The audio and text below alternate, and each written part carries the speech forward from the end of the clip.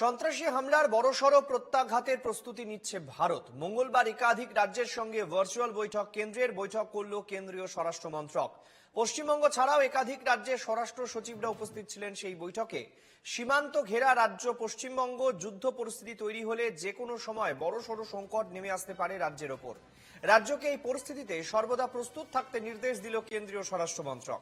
কেন্দ্রীয় স্বরাষ্ট্র মন্ত্রকের ডাকা বৈঠকে কেন্দ্রীয় স্বরাষ্ট্র সচিব গোবিন্দ মোহন ছাড়া উপস্থিত ছিলেন এনডিআরএফ এর ডিজি, রাজ্যের তরফে ছিলেন মুখ্য সচিব মনোজ পান্ত, স্বরাষ্ট্র সচিব নন্দিনী চক্রবর্তী, বিপর্যয় মোকাবিলা দপ্তরের সচিব Rajesh Sinha, DG civil defence Jagmohan. বৈঠকে কেন্দ্রের তরফে রাজ্যকে মক ড্রিল করে দেখার বার্তা দেওয়া হয়েছে। এই মক ড্রিলের মাধ্যমে বিভিন্ন জরুরি ব্যবস্থা যেমন অ্যাম্বুলেন্স, অগ্নি নির্বাপন, উদ্ধার কাজ, হাসপাতালগুলিতে কতটা প্রস্তুত তা দেখে নেওয়া হবে। রাজ্যের 17টি জেলাকে অতি স্পর্শকাতর বলা হয়েছে কেন্দ্রের তরফে। 7 দিনের মধ্যে সামগ্রিক প্রস্তুতি খতিয়ে দেখে নিজেদের যুদ্ধের জন্য প্রস্তুত করতে হবে বলে বার্তা কেন্দ্রের। রাজ্যে সাইরেনগুলিকে দ্রুত সারিয়ে কার্যকরী করার নির্দেশ দেওয়া হয়েছে। এছাড়াও দ্রুত প্রত্যেক জেলা ধরে ধরে কন্ট্রোল রুম তৈরি করার কথা বলা হয়েছে। সেগুলিকেই যুদ্ধ হলে উদ্ধার কাজে বিপর্যয় মোকাবেলায় ব্যবহার করা হবে বলেও বার্তা।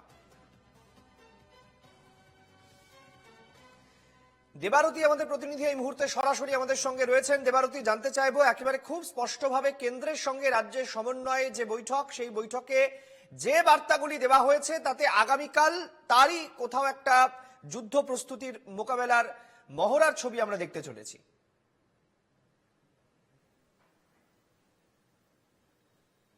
আগামীকাল থেকে 7 দিন সময় দেওয়া হয়েছে। এই 7 দিনের মধ্যে রাজ্যের সমস্ত রকমের যে একটি যুদ্ধ হলে যা যা প্রস্তুতি দরকার সেই সমস্ত রকমের প্রস্তুতি নিতে বলা হয়েছে এবং তার মহড়াও করতে বলা হয়েছে। এবং যে যে বিষয়গুলোকে অতিরিক্ত নজরে রাখতে বলা হয়েছে সেটা হচ্ছে যে ইতিমধ্যেই বিভিন্ন যে শহরে অকেজো সাইরেন গুলো রয়েছে, কারণ দীর্ঘদিন ধরে শহর এবং জেলাগুলিতে সাইরেন ব্যবহার হয় না এবং সেই সাইরেন ব্যবহার না হওয়ার জন্য এই সাইরেন গুলো অকেজো হয়ে গেছে, সেগুলোকে সচল করতে বলা হয়েছে। যদি সেগুলো সচল না হয় তাহলে নতুন সাইরেন লাগানোর বন্দোবস্ত করতে বলা হয়েছে। এছাড়া সার্চ লাইট সেগুলো যাতে ঠিকঠাক থাকে, সেগুলো অগ্নি নির্বাপন ব্যবস্থা, জরুরি ব্যবস্থা, ডিজাস্টার ম্যানেজমেন্ট, সিভিল ডিফেন্স, এদের প্রত্যেককে এদের যা যা কাজ সেই কাজগুলিকে নিয়মিত মহড়ার মাধ্যমে রেখে সতর্ক থাকতে বলা হয়েছে।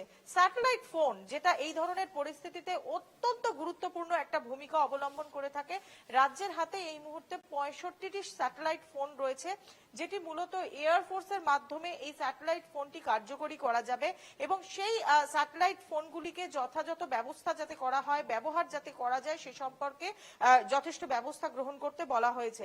এছাড়া এক্ষেত্রে রাজ্যের ক্ষেত্রে একটা সুবিধে রয়েছে, কারণ যেহেতু ইতিমধ্যেই মে মাসের প্রায় দ্বিতীয় সপ্তাহ চলে এলো, জুন মাস থেকে জুন মাসের মাঝামাঝি সময় থেকে এ রাজ্যে বর্ষা চলে আসে, তার জন্য গোটা রাজ্যেরই বিভিন্ন জায়গায় কন্ট্রোল রুম প্রস্তুত করা হয়।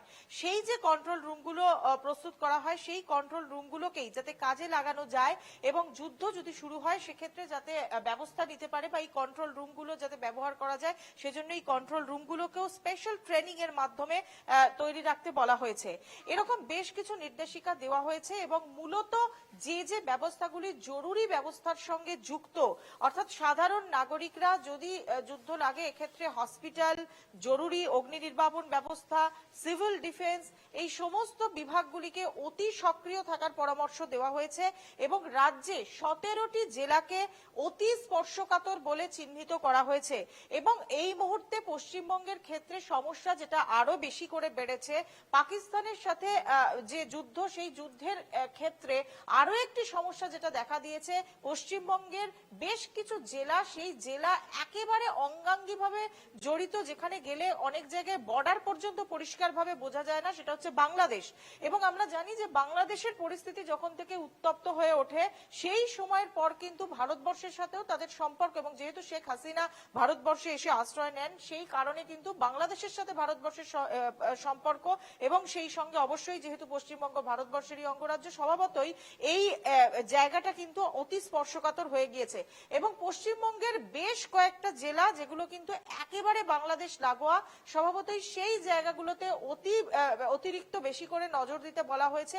ইতিমধ্যেই স্বরাষ্ট্র দপ্তর সূত্রে কেন্দ্রীয় স্বরাষ্ট্র মন্ত্রকের পক্ষ থেকে রাজ্য সরকারকে চিঠি দিয়ে স্পষ্টত জানিয়ে দেওয়া হয়েছে যে কোন কোন বিষয়গুলির উপরে নজরদারি আরো বেশি করে চালাতে হবে এবং একই সঙ্গে কোন জায়গাগুলো অতি স্পর্শকাতর রয়েছে সেগুলো জানিয়ে দেওয়া হয়েছে। বেশ দেবারতী, আপাতত অনেক ধন্যবাদ আমাদের সঙ্গে থাকার জন্য।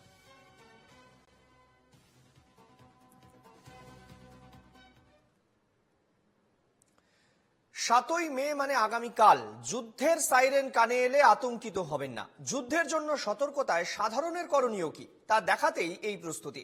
কোথায় কোথায় হবে সেই মহড়া, কি কি হবে সেই মহড়ায়, বাংলার কোথায় কোথায় হবে যুদ্ধের প্রস্তুতির সামরিক মহড়া, দেখে নেওয়া যাক। প্রতিরক্ষা বিশেষজ্ঞদের মতে সেনা ও সরকারের প্রস্তুতি দেখে কার্যত স্পষ্ট যুদ্ধ অবশ্যম্ভাবী। কিন্তু যুদ্ধ হলে দেশের নাগরিকদের প্রস্তুতি কিভাবে? 1971 সালের ভারত পাকিস্তান যুদ্ধের পর এই প্রথম দেশ জুড়ে অসামরিক মহড়া। 27টি রাজ্য ও 8টি কেন্দ্রশাসিত অঞ্চলের মোট 259টি জায়গায় বুধবার মহড়া হবে বলে জানিয়েছে কেন্দ্রীয় স্বরাষ্ট্র মন্ত্রক। কাশ্মীর ও পাঞ্জাবে কিছুদিন আগে থেকেই এই অসামরিক মহড়া শুরু হলেও এবার তা দেশ জুড়ে। কি এই মহড়া? বিমান হামলার সময়ে সতর্কতামূলক সাইরেন ব্যবস্থা সক্রিয় রয়েছে কিনা দেখা হবে। রাতে হামলায় যুদ্ধ বিমানের খবর পেলে হঠাৎ আলো নিভিয়ে ক্র্যাশ ব্ল্যাকআউট করে শত্রু বিমান বাহিনীকে বিভ্রান্ত করতে মহড়া। হামলা হলে কাছাকাছি আশ্রয়স্থল কিভাবে খুঁজে বের করতে হবে তা শেখানো হবে। মিলিটারি বেস, পাওয়ার প্লান্ট বা গুরুত্বপূর্ণ বিল্ডিংগুলি এমনভাবে ঢেকে দেওয়া হবে যাতে স্যাটেলাইটে ধরা না পড়ে। জেলা শাসক, অসামরিক প্রতিরক্ষা স্বেচ্ছাসেবক, হোমগার্ডদের সঙ্গে স্কুল ও কলেজ পড়ুয়াদের প্রশিক্ষণের কথা বলা হয়েছে। এছাড়াও মহড়ায় অংশ নিতে বলা হয়েছে এনসিসি ক্যাডেট, নেহেরু যুব কেন্দ্র সংগঠনের সদস্য ও স্কুল কলেজের পড়ুয়াদের। ইতিমধ্যেই পাক সীমান্ত ঘেঁষা পাঞ্জাব, জম্মু কাশ্মীরে শুরু হয়ে গিয়েছে অসামরিক মক ড্রিল। শেখানো হয়েছে কিভাবে পড়ুয়াদের নিরাপদ আশ্রয় খুঁজে নিতে হয়। রবিবার রাত 9টা নাগাদ পাঞ্জাবের ফিরোজপুর ক্যান্টনমেন্টে সব আলো নিভিয়ে ব্ল্যাকআউট ড্রিল করেছে সেনা। यहाँ पे जो है ऑलरेडी जो है 24/7 जो है यहीं पे रहती है, लेकिन कुछ अगर खुदा न करे कोई इंसिडेंट हो जाता है तो वहाँ पे हमारी टीम कैसे रेस्पॉन्ड, और लोगों को भी हम ये बताना चाहते हैं कि जब भी कहीं पे कोई एडवाइजरी आ जाए किसी भी IMD से या यहाँ पे लोकल जो हमारा मेट डिपार्टमेंट है, तो वहाँ पे जो है उस टाइम जो है अपने आप को थोड़ा बहुत जो है दूर ही रहा जाए, क्योंकि ये शिकारा वाला जो उनसे रिक्वेस्ट करेंगे कि उस टाइम जो है डल में ज्यादा इधर उधर ना घूमे, क्योंकि जब ये एडवाइजरी टल जाती है उस टाइम। लेकिन हमारी टीम जो है फुली इक्विपेड है यहाँ पे। सभी स्वयंसेवकों को सूचित करके सबको अलर्ट मोड पर रखा जाता है, जिससे किसी प्रकार की हवाई हमला या बाहरी जो भी हमारे देश पर खतरा रहता है उसके लिए अलर्ट रहते हैं।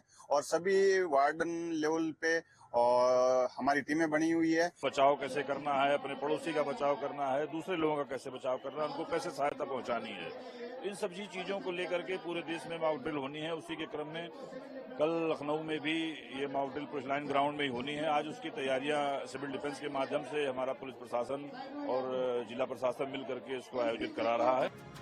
রাজস্থান, গুজরাট, পাঞ্জাব, জম্মু কাশ্মীরের সীমানা এলাকায় অসামরিক মহড়ার পাশাপাশি ড্রিলের তালিকায় আছে বাংলাও। বিশেষ নজর থাকবে উত্তরবঙ্গে।